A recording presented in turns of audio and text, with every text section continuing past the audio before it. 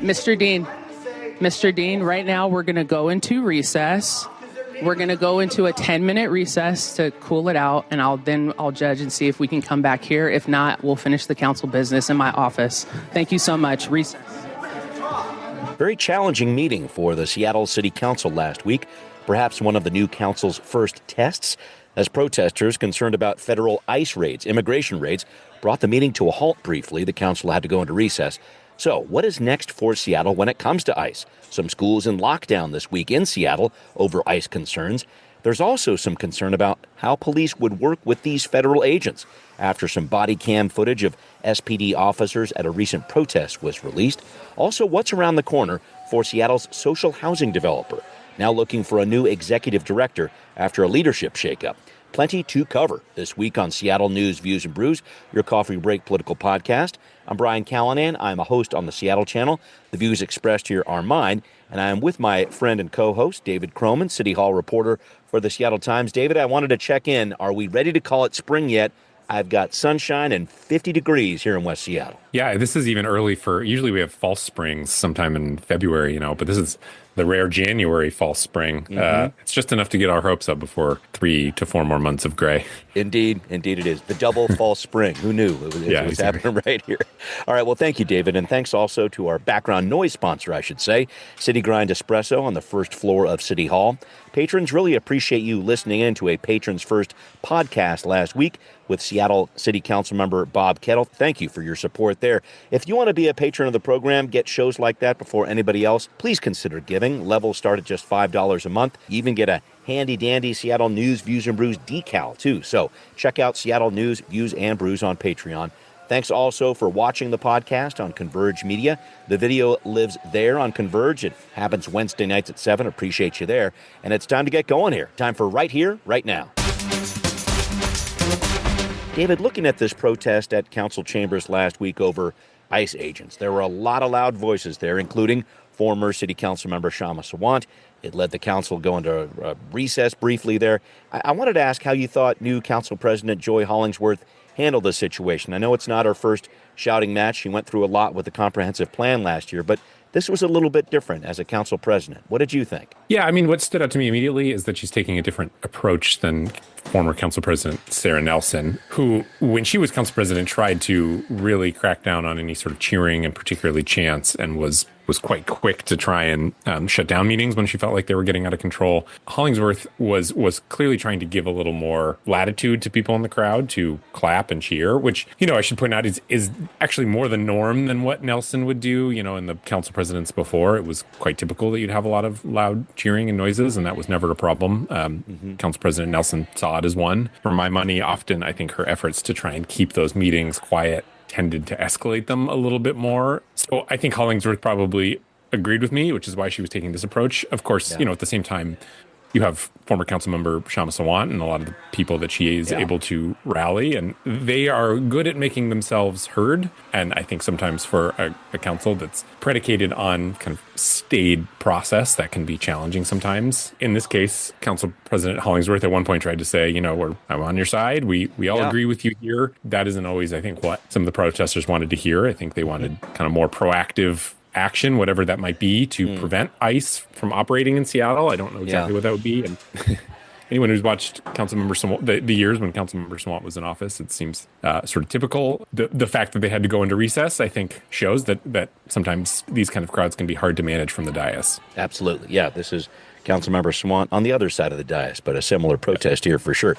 I did want to get into it a little bit, and I've had such a tough time getting a straight answer from city officials about this, but what power does the city of Seattle actually have to, quote, keep ICE out of Seattle? What do you think about that? Yeah, it's a good question.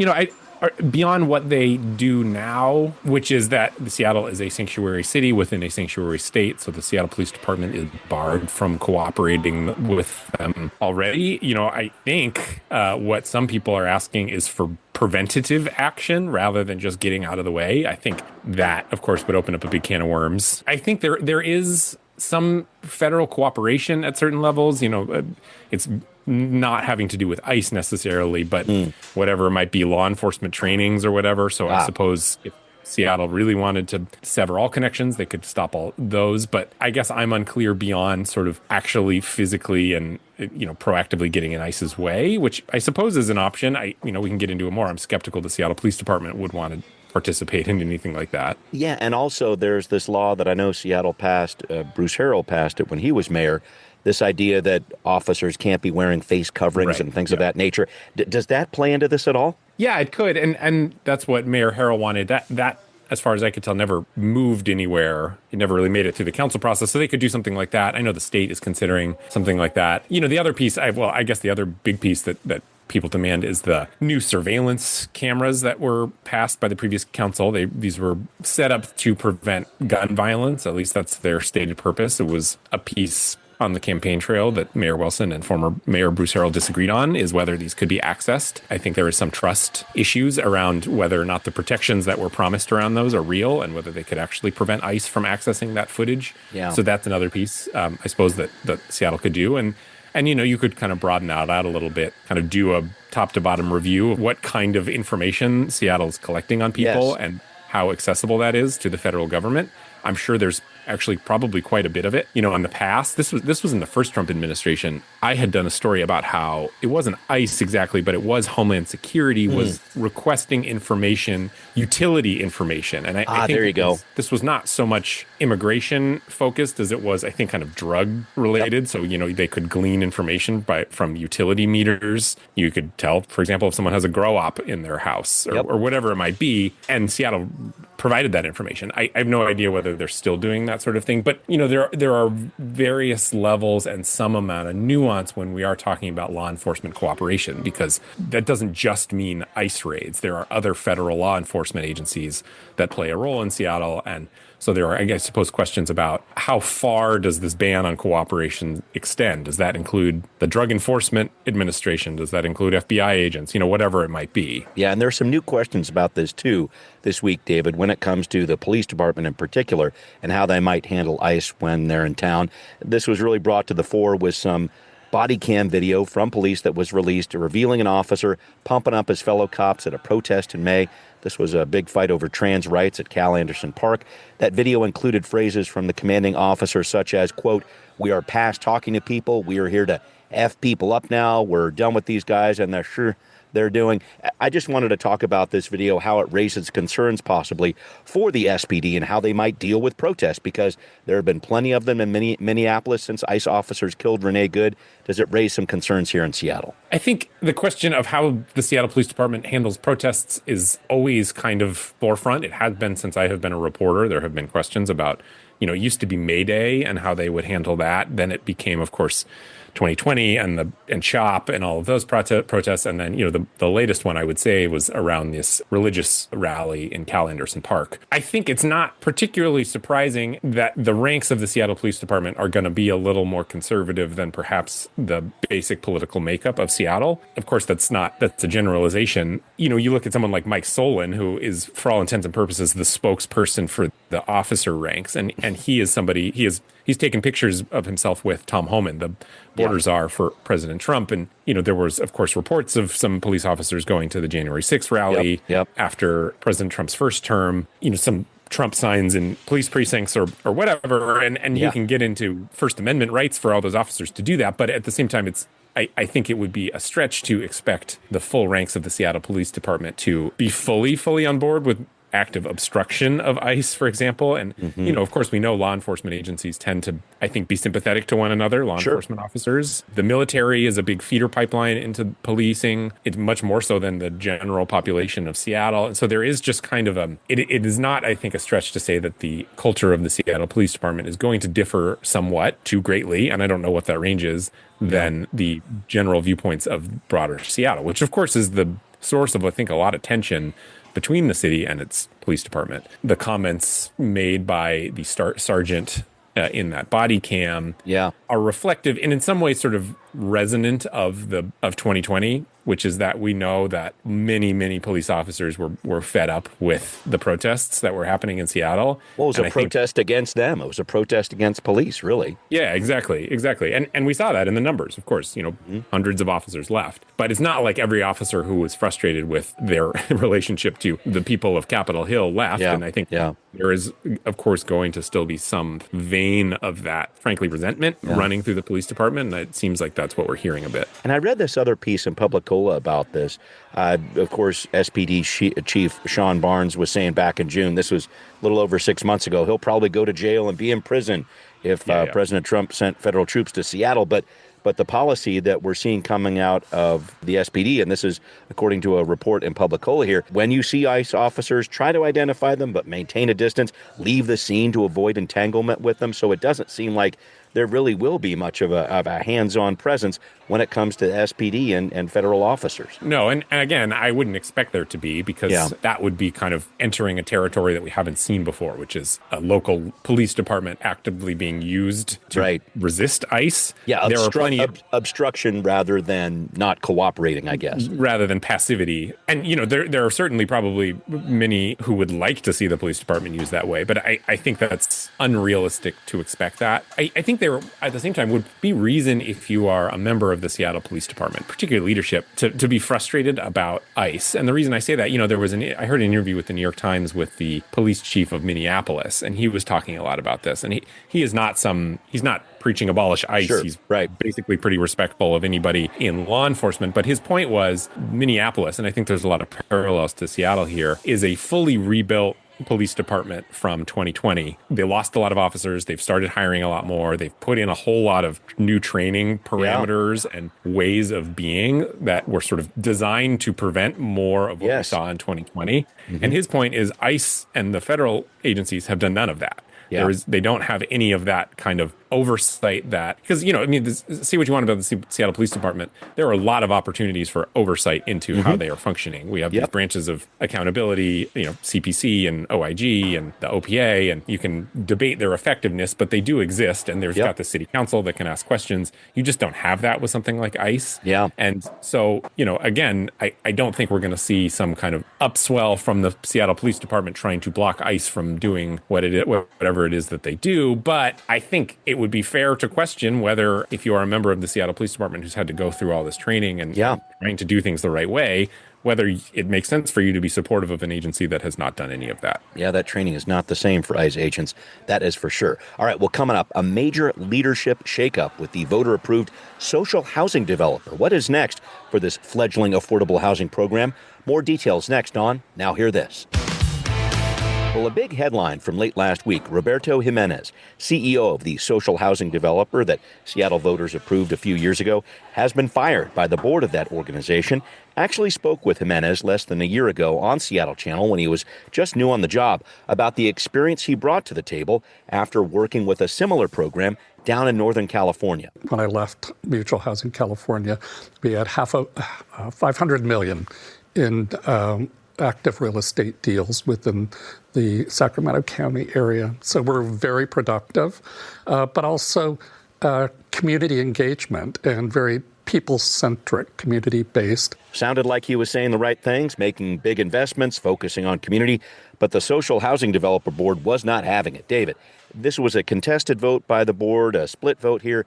What happened here, and what does this mean for the future of the social housing developer here in Seattle? What do you think? Well, what happened was enough board members, and probably more importantly, outside supporters of the social housing experiment, which is basically what this is, had lost faith in Roberto Jimenez's ability to work directly with people and to kind of lay out a plan for what the social housing developer is going to be doing going forward. And so that pressure became enough that enough board members felt like now was the time to change course. It's important to note that this developer is like within weeks going to start receiving many, many millions of dollars from companies with employees earning over $1 million. Right. And so I think there's a lot of anxiety from the people who backed this social housing developer that they need to get this thing right. That as money is coming through the door, they need to be ready to act on it and spend and show that this can be a successful thing. And enough people lost faith in Roberto Jimenez's ability to do that. It was contested because there was a feeling from some board members that it was way too early to be making this kind of change, that there is in fact some work being done to open up new buildings. I heard as many as 6 deals are in advanced talks at this point to either buy or build buildings that can be used as social housing. And, regardless of how he was maybe communicating with some people, he does have a lot of development experience in what is basically subsidized housing. This is a guy who's been around, which is a really complicated world, and it helps to have some experience.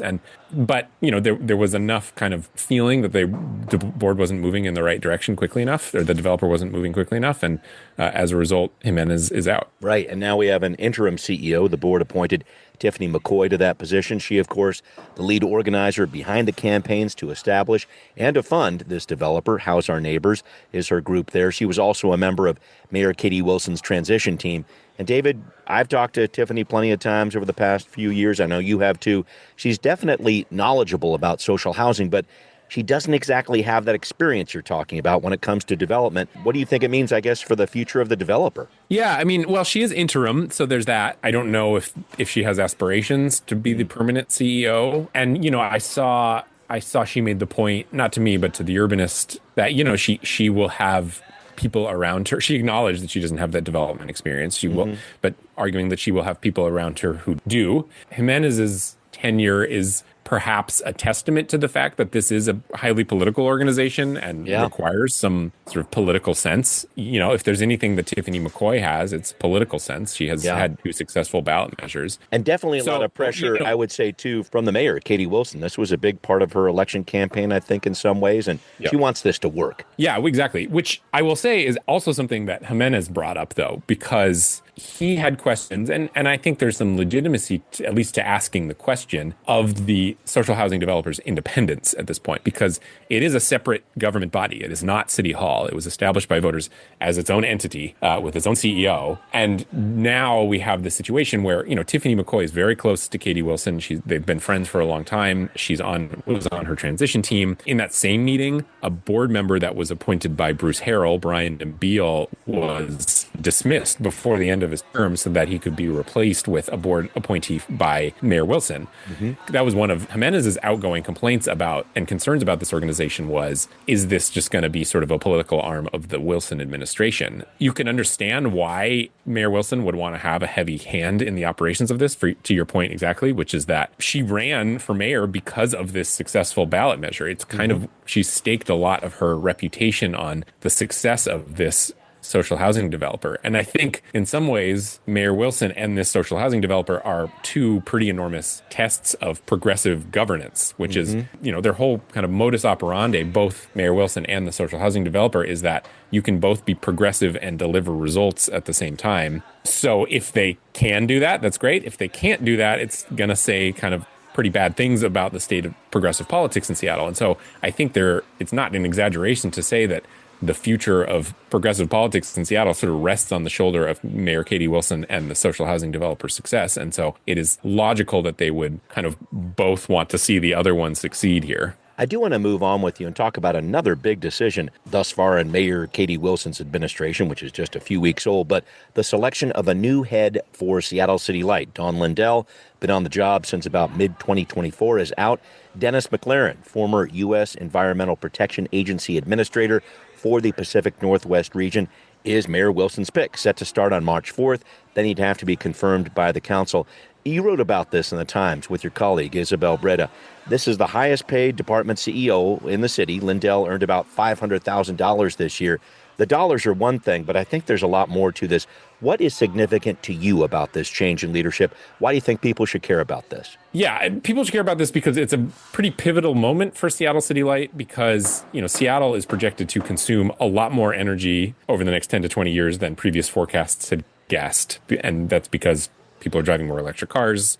more building electrification. There's and the expectation that there will be at least some number of data centers that set up shop in Seattle, which of course consumes huge amounts of energy. So City Light is kind of just at the very beginning, just literally in the last couple of years, and I've written about this, of figuring out what it is that they need to do to accommodate for that energy growth, because they can't rely just on the dams that they have. They can't rely just on purchasing from Bonneville Power Association or administration. And so they are in the process of setting up solar fields, setting up wind sources. And that is a really complicated and delicate process that had really just begun. And so having a leadership change here is significant because there is a lot of work that is kind of in its infancy that began under Don Lindell that McLaren or whoever ends up taking the permanent job will have to take over and see that through. You know, the other piece is there's just enormous infrastructure needs for Seattle City Light. They're in the middle of what is going to be a more than $3 billion program to replace all of these decaying underground cables that are causing an inordinate number of power outages that we should not really be experiencing. So there's that. There's negotiations with tribes over the Skagit River dams. Mm-hmm. That's quite sensitive. You know,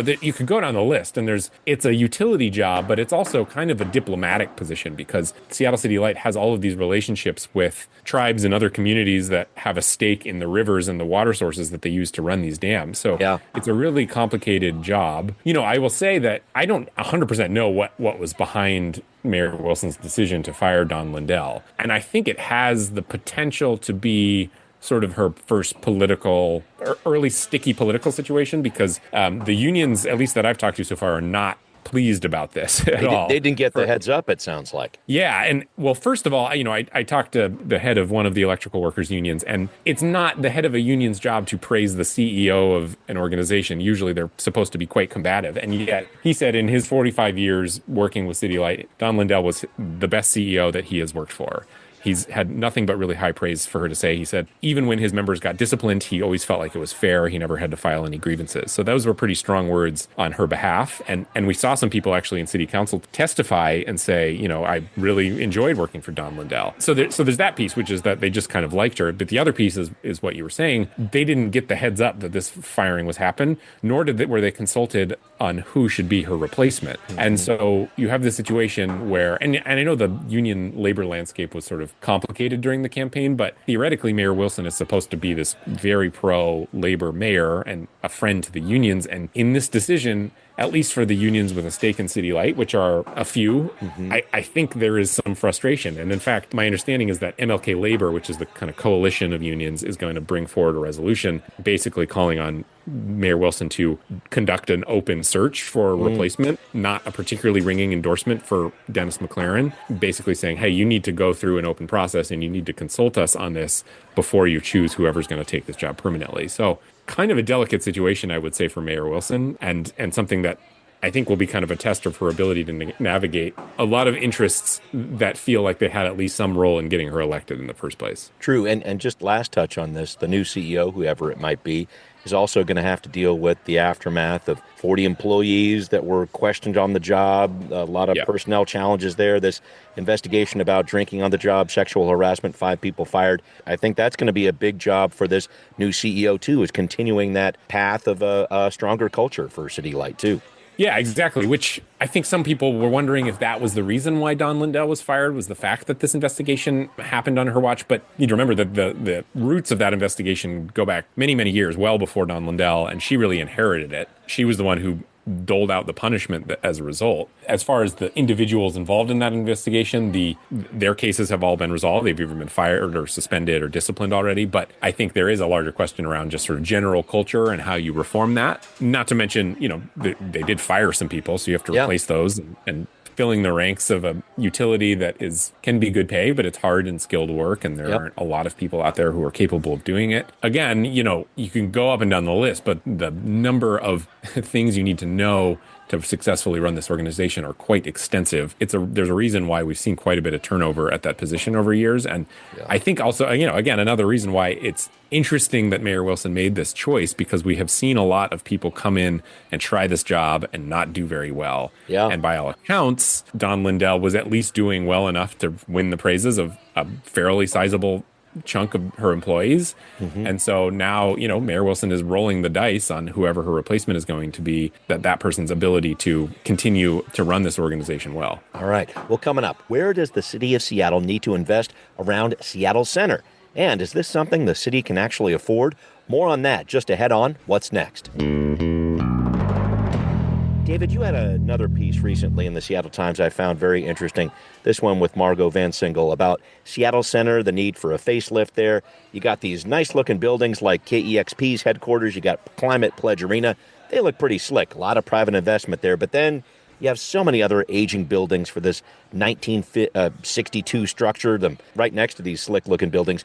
Talk to me about what's needed here, what it would cost for an upgrade of Seattle Center, and really who pays for it. That's a huge question. Yeah. So, to your point, there has been a lot of private investment that has poured into Seattle Center, but there has not really been a big kind of public capital investment into the center since 1991. And so as a result, you have super outdated HVAC systems, fire alarm system that went out for 2 weeks, which meant that they just had to have people standing around campus 24 hours a day. Crazy. Watching for a fire, just in case a fire happened. You have Seattle Children's Theater going 6 months without a consistent source of heat. The Armory, they found a litany of electrical violations, all this equipment carrying too much current. You can kind of go down the list, and none of it's particularly sexy, but when you add it all together, it's just you're talking about the basic operations of Seattle Center. On top of that, then you have, you look at the Armory building and wonder, how could this space be better used? How could it be more accessible to the public? I like the Armory, but it is kind of this hulking,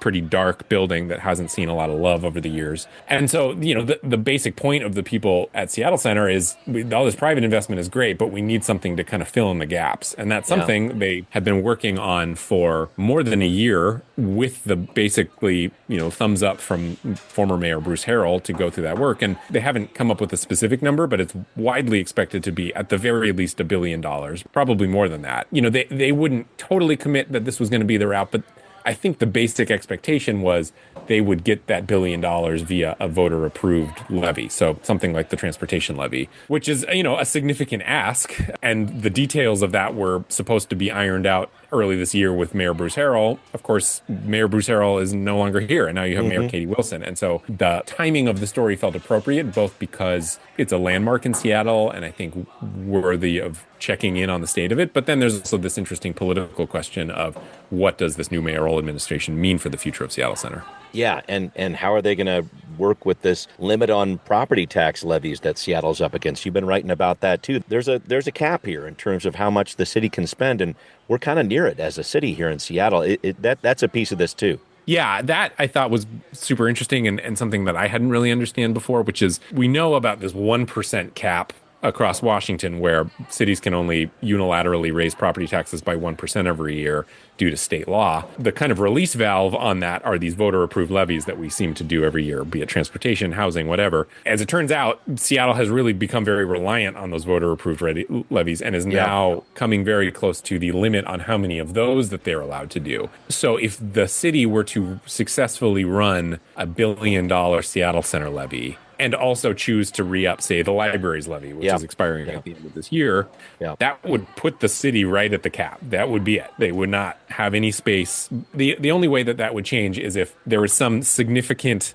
jump in property values in Seattle. That would kind of change the math equation a little bit. But at the current projected growth of Seattle property values, basically, Seattle has room for one more significant levy at around $1 billion.